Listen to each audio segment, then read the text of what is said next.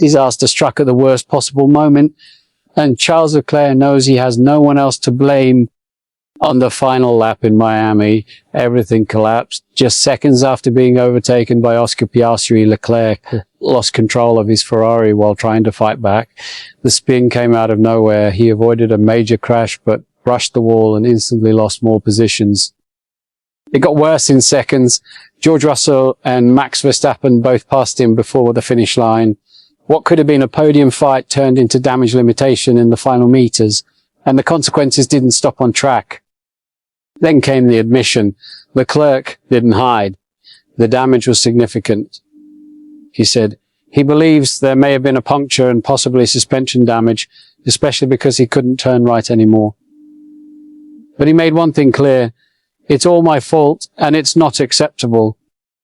And this is where the situation becomes serious, because this wasn't just a small mistake. It happened under pressure. It happened at the end, and it may carry further consequences. Leclerc is now under investigation for potentially leaving the track multiple times, gaining an advantage, driving an unsafe car, and even causing a collision with Russell. That's the real issue.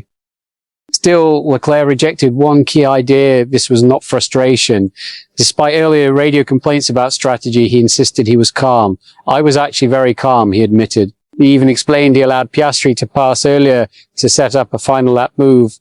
The plan was calculated, but the execution failed completely. I pushed like an animal in turn 3, he said, and while that approach had worked in previous battles this season, this time it didn't. That's what makes it worse. It wasn't panic.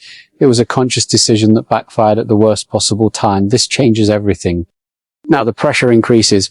Ferrari is already fighting to stay competitive, and moments like this don't just cost points. They affect confidence, momentum, and internal trust. It may not stop here, because if penalties follow, the damage could extend beyond Miami. And for a driver already carrying expectations, one question starts to grow louder. Can mistakes like this define the direction of his season? What's your take on this situation? Share your opinion below, and don't forget to subscribe to the channel for more Formula One updates.